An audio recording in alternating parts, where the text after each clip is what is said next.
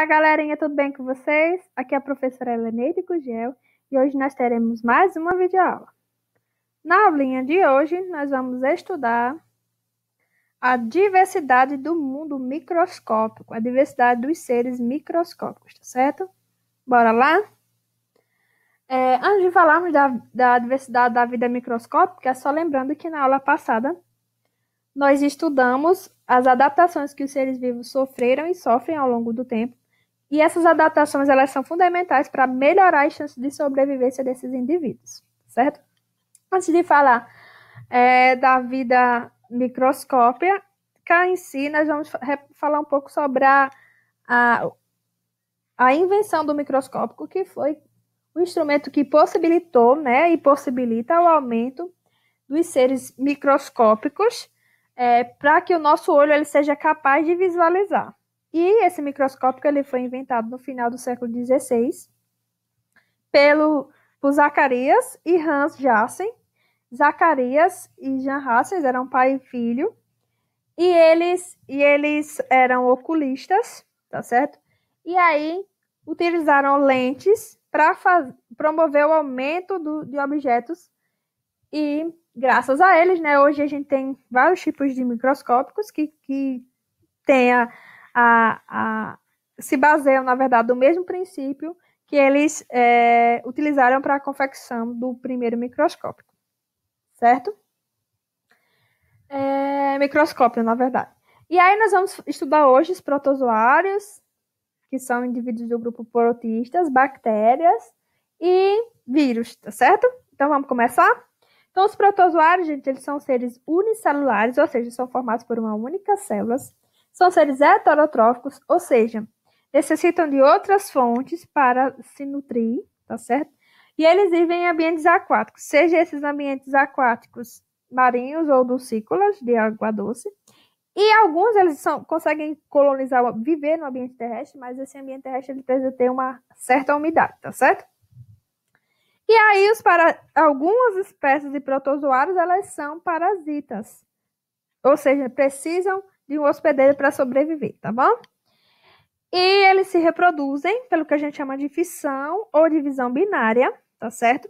Onde uma célula-mãe ela vai originar duas células filhas geneticamente idênticas, tá certo? Primeiro, elas vão precisar duplicar, né, o seu DNA, as suas organelas celulares, já que no caso dos protozoários eles são eucariontes, ou seja, possuem núcleo e outras organelas, são células mais complexas, tá certo? Depois dessa divisão do seu núcleo e, consequentemente, seu material genético e outras organelas, vai ser criado um ponto de fissão aqui, um ponto de repartição, digamos assim. E em seguida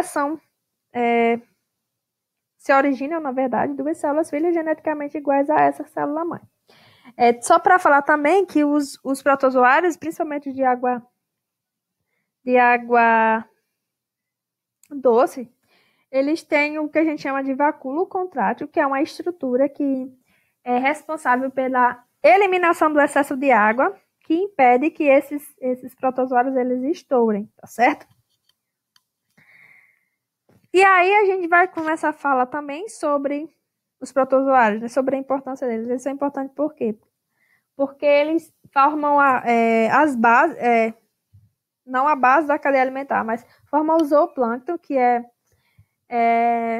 digamos que os primeiros consumidores das cadeias alimentares aquáticas, e esse zooplâncton ele vai servir de alimento para peixes menores e, por exemplo, para mamíferos grandes, como baleias, digamos assim. Então, eles são bem importantes para a cadeia alimentar, mas a gente conhece os protozoários mais pelos malefícios que eles nos causam, digamos assim, que são doenças que acometem os humanos. Lembrando que é uma pequena parte, tá certo? Que é maléfica, digamos assim. Dentre essas doenças, a gente vai estudar um pouquinho a doença de Chagas, que é causada pelo Trypanosoma cruzi, que é esse protozoário aqui, tá certo? E aí, o Trypanosoma cruzi, ele pode chegar, né, até o contaminar o indivíduo, seja tanto por transmissão do contato das fezes do barbeiro, que é o inseto transmissor, com o sangue do hospedeiro, como também pela ingestão de alimentos contaminados, tá certo? Um exemplo bem clássico aqui pra gente é o açaí, que não é pasteurizado, na verdade, que ele, durante a manipulação do açaí, os frutinhos eles são triturados e às vezes vai junto com os frutinhos triturados barbeiros contaminados com Trypanosoma cruzi e aí todo o alimento ele fica também contaminado, tá certo? Então, cuidado, só comam açaí quando, se vocês conhecerem a procedência, se for pasteurizado, que diminui bastante os riscos, né, de contaminação. E aí, a transmissão por contato entre fezes do barbeiro com o sangue do indivíduo, do hospedeiro, é quando, por exemplo, o mosquito ele vai se alimentar, né, do sangue do indivíduo. E aí, quando ele faz esse furinho para sugar o sangue, ele vai ficar com a barriguinha cheia e vai defecar, fazer cocô, próxima à região da picada. E aí, a pele, né, ela vai liberar umas substâncias que vão causar uma coceira. E aí, quando coça, você coloca para dentro da corrente sanguínea os ovos de Trypanosoma cruzi que estão nas fezes do barbeiro. E aí acontece a contaminação, tá certo? Depois que estão no sangue, esses tripanossomas eles migram para o coração, que é o órgão que é mais afetado, tá certo? E lá eles vão causar, né, o aumento do coração e também uma deficiência cardíaca que pode levar o indivíduo à morte. Aqui só para vocês verem, um coração normal ele tem cerca de 350 gramas e um coração com doença de Chagas pode, nesse caso aqui, 550 gramas. Outra doença que é causada por protozoário é a amebíase, o protozoário que a causa é a Temoeba histolítica, e a transmissão ela vai acontecer pela ingestão de algas, frutas e verduras contaminadas. Esses protozoários eles vão para o intestino, tá certo? E causam lesões nos vasos sanguíneos que vão gerar, né, pequenas hemorragias. Por isso que uma característica dos indivíduos que estão com amebíase é fezes com sangue, tá certo? E outra doença que a gente vai estudar é a giardíase, causa da Pelagiardia lamblia, que também vai ser transmitida pela ingestão de águas, frutas e verduras contaminadas, e ela vai causar fortes dores abdominais e diarreias também. Esses protozoários eles migram, né, para o sistema digestório do indivíduo, tá certo? Lembrando que nesse caso da giardia, como da amebíase, é para ter um máximo de cuidado que vocês possam ao ingerir alimentos crus, procurar sempre higienizar corretamente, lavar bem com água e sabão, se possível deixar de molho em água sanitária também por algum tempo.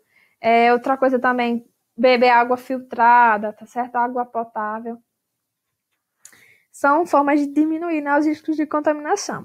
Outro protozoário que a gente conhece também muito é o Plasmodium vivax, que é causador da malária, tá certo? E a transmissão da malária ela se dá pela picada de um pernilongo, também chamado de mosquito prego. Ele é do gênero Anopheles, tá certo? Ele vai picar o indivíduo e na saliva dele vai haver, né, o plasmódio, e esse plasmódio ele vai para o sangue do indivíduo. Depois ele vai migrar para as células hepáticas do fígado do indivíduo, no caso, e vão se liberar os ovos. Esses ovos vão parasitar, digamos, as hemácias. Essas hemácias, que são as células vermelhas do sangue, elas vão ser quebradas, tá certo? Vão ser mortas. E aí, por quê? Porque esse plasmódio, ele libera toxinas no sangue, tá certo? E essas toxinas vão, além de matar as hemácias, vão causar, né, febre e mal-estar. E a pessoa vai ter, né, o aspecto amarelado, pálido, justamente porque as células vermelhas do sangue, elas vão morrer. agora sobre as bactérias, que são os organismos mais simples que existem, tá certo? Inclusive, as teorias que explicam a origem da vida dizem que os primeiros seres vivos foram bactérias, são seres unicelulares, são os seres procariontes. Unicelulares, você já sabe, formados por uma única célula. Procariontes são células primitivas, que não possuem organelas internas. Possuem membrana celular, possuem material genético e possuem citoplasma, mas não possuem núcleo ou qualquer outra organela, tá certo? Podem ser, a maioria é heterotrófica, mas algumas são autotróficas, tá certo? Eles podem se apresentar de diferentes formas, só que para vocês verem, vamos falar um pouco sobre as estruturas. Nós temos citoplasma, nós temos material genético, nós temos membrana plasmática. Nesse caso aqui, no caso das bactérias em geral, elas apresentam uma parede celular que reveste, né, a membrana plasmática e podem apresentar também, por exemplo, cápsula, que vai ajudar, né, a proteger essas bactérias, fibras, que são estruturas de adesão, tanto de bactéria, como bactéria, por exemplo, ao nosso dente. E também o flagelo, né, que ajuda na locomoção. Elas podem apresentar essas formas aqui, mas tem outras, por exemplo, vários cocos podem formar uma estrutura parecida com um colar, tá certo? Cocos, que são essas bactérias esféricas, bacilos, que parecem um bastão, espiroquetas, que parecem uma espiral, digamos assim, espirilos, vimbriões, tá certo? Parece uma vírgula.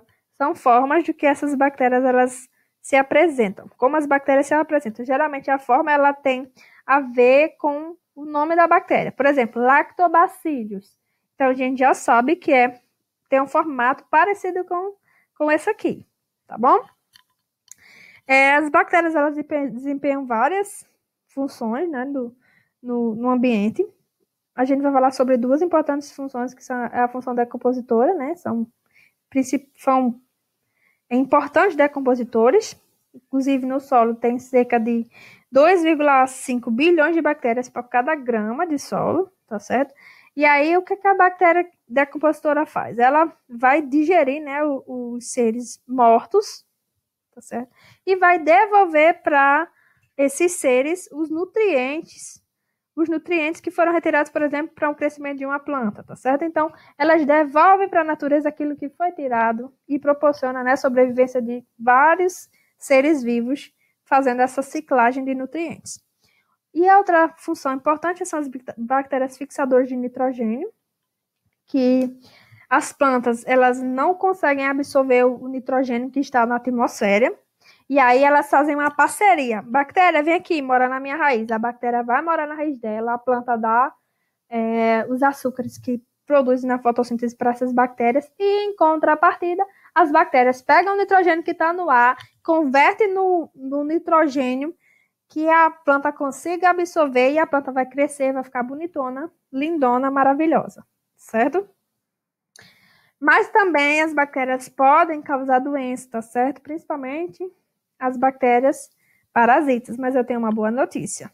No nosso corpo a gente tem mais bactérias do que células, tá certo? E aí a maioria das bactérias, elas são benéficas. Elas têm uma capacidade de sobreviver associada com outros seres vivos sem causar nenhum mal-estar. Então, se não causa nenhum mal-estar, a gente consegue, né, viver com elas numa boa, tá bom? Mas algumas podem provocar doenças, tá bom? E a gente vai ver, principalmente essas bactérias que vivem no nosso intestino, elas são muito importantes, ajudam na digestão de substâncias que nós não temos capacidade de digerir, tá certo? E também nos protegem, por exemplo, de bactérias maléficas, tá bom? Compõe a flora intestinal, que é muito importante para nossa sobrevivência. E aí a gente vai falar também sobre algumas doencinhas que as bactérias causam, por exemplo, tétano, tuberculose, leptospirose, botulismo, meningite bacteriana e tem outras, tem várias, tá certo? A gente vai falar um pouco sobre a meningite, que a meningite nada mais é que uma inflamação nas meninges, que são camadas que protegem o nosso cérebro, e aí tanto o cérebro como a medula espinhal, e aí a pessoa pode ter, no caso, paralisia de membros, pode ter perturbação perder a capacidade de discernir as coisas e pode também morrer, tá certo? Pode causar paralisias e tudo. É uma doença bem grave, geralmente 20% das pessoas que têm morrem, mas existem vacinas para elas também, tá bom? Como as bactérias se reproduzem? As bactérias, elas também, assim como os protozoários, os protozoários, que fazem parte dos protistas, se reproduzem por divisão binária, tá certo? Que uma célula-mãe, ela vai fazer o quê? Vai duplicar, né, o seu material genético. Depois, ela vai iniciar o processo de divisão do seu citoplasma, tá certo? E, no final, ela vai produzir duas células geneticamente iguais à célula-mãe. Para que esse processo ocorra, é requerido de 20 a 30 minutos, tá certo?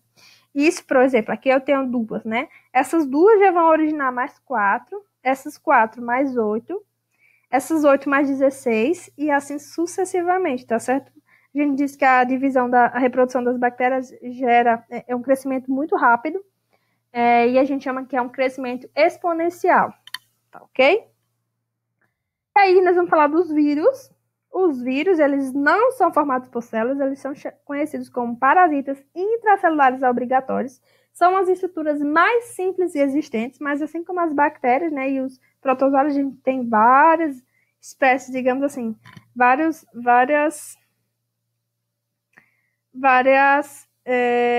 linhagens, várias cepas de indivíduos, digamos assim. Eles possuem alguns usam um envelope, né, que vai proteger o capsídeo, que é uma estrutura que protege o material genético, tá certo? E ele pode ter outras estruturas de acordo com a relação, né, de evolução que eles estabeleceram com seus hospedeiros, tá certo? Lembrando que os vírus, eles geralmente têm uma relação específica com o hospedeiro, por exemplo, o vírus que causa o mosaico do fungo nas plantas não consegue, por exemplo, paralisar o ser humano. O coronavírus, a gente tem um coronavírus que parasita cachorros, gatos, digamos assim. E temos outro tipo de vírus que parasita o ser humano, tá certo? Geralmente são específicos. Cada espécie vai ser parasitada por um vírus específico. Lembrando que esse material genético aqui, esses ácidos nucleicos, pode ser tanto RNA como DNA, tá certo? A gente ainda vai falar sobre isso, tá bom? E por que a gente fica gripado? Os vírus, em geral, eles têm uma semelhança na forma de infecção, desculpa, que é a forma que eles vão usar para entrar dentro do indivíduo, tá certo? Geralmente, eles são transmitidos de uma pessoa para outra, de um ser vivo para outro, através de espirros, de tosse.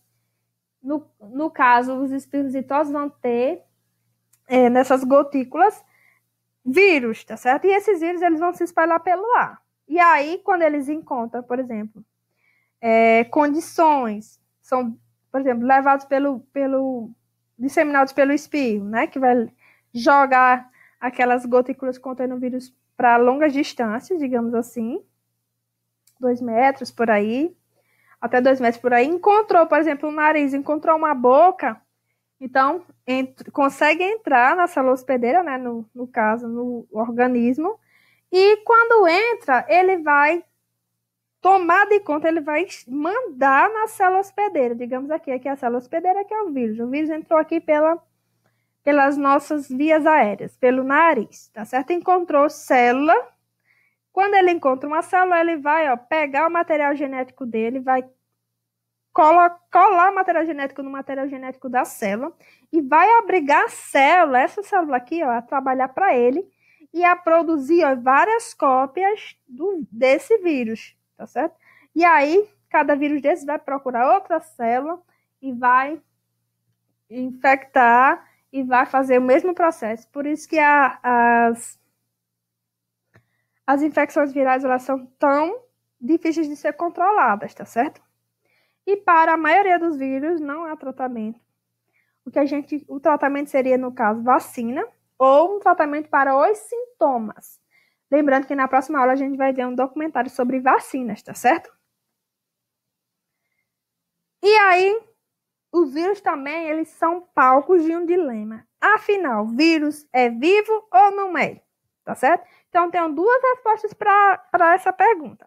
Se o vírus ele conseguir parasitar uma célula hospedeira, então ele é chamado de ser vivo. Mas fora de uma célula hospedeira, ele não é ser vivo, porque ele não consegue fazer nada, tá certo? Ele não consegue se multiplicar sozinho, ele não consegue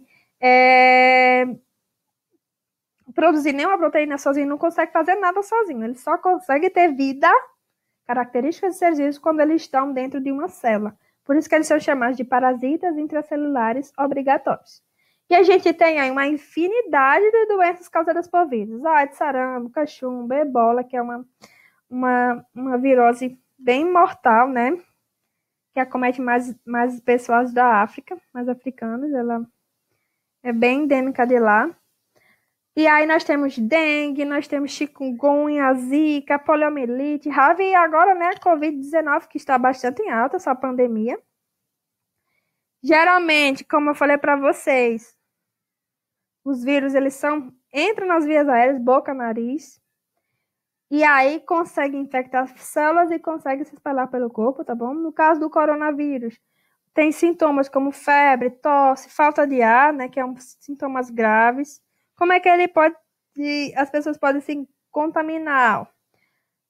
Começou assim, vírus que estavam em animais silvestres, foram transmitidos para pessoas, esse vírus conseguiu sobreviver, né, nas pessoas e conseguiu se multiplicar, tá certo? Se espalhar rapidamente, tá certo? Os sintomas, eles demoram de 2 a 14 dias para aparecer, ainda não há vacina, como eu disse para vocês. A vacina geralmente são as nossas armas contra os vírus. Por quê? Porque as vacinas elas vão estimular o nosso corpo a produzir anticorpos, que são células, proteínas, na verdade, produzidas por células de defesa, as nossas células, nossos glóbulos brancos, que estão no sangue, para tentar, né, matar esses vírus. Essas células seriam o nosso exército de defesa, células dos glóbulos brancos. E aí as proteínas, que são os anticorpos produzidos por essas células, elas conseguem encontrar os invasores, os vírus invasores, marcar para que outro grupo de células de defesa consigam eliminar esses vírus, tá certo? Matar as células que têm esses vírus e, consequentemente, matar os vírus, já que eles não sobrevivem sem uma célula hospedeira. E aí a gente tem vários cuidados, né, para tentar, né, diminuir, né, o contágio pelo coronavírus, ficar isolado socialmente, né, evitar contato com pessoas doentes, lavar sempre as mãos, que principalmente com água e sabão, tá certo? Quando não puder lavar a mão, usar álcool em gel, tá certo? A 70%, que já tem uma eficácia comprovada. Tentar evitar produtos de origem animal, principalmente quando você não sabe a procedência, tá certo? Higienizar antes de colocar na geladeira, digamos assim. Cozinhar bem os alimentos, tá certo? Evitar bastante alimentos crus, porque os vírus, eles podem estar em superfície, tá? Ele não tá em atividade, digamos assim, não está numa célula, então não tá vivo, tá certo? Mas aí os vírus, eles conseguem formar o que a gente chama de estruturas de resistência. Então ele não tá em atividade no momento, mas ele tá lá em cima de uma melancia, tá certo? Aí eu coloco na geladeira, tá? Vou pegar a melancia para cortar, não lavo a mão. Peguei na melancia, me contaminei, tá na minha mão o vírus. Aí eu coço o olho, ele entra pela mucosa, né, ocular. Enfiei o dedo no nariz. O vírus entra pelo nariz, tá certo? Vai parasitar as células e vai, consequentemente, me causar, né, os sintomas, digamos assim, do coronavírus, que podem ou não, o indivíduo pode ou não apresentar os sintomas, porque depende de como o corpo vai reagir ao vírus, tá certo? Tem pessoas que não sentem nada e tem pessoas que sentem sintomas graves que podem levar, no caso, até a morte. E assim, gente, a gente termina a nossa aulinha de hoje. Estudem lá, está no capítulo 3, nas páginas 59 a 73. Fiquem em casa, fiquem com Deus e até a próxima. Beijão e tchau, tchau.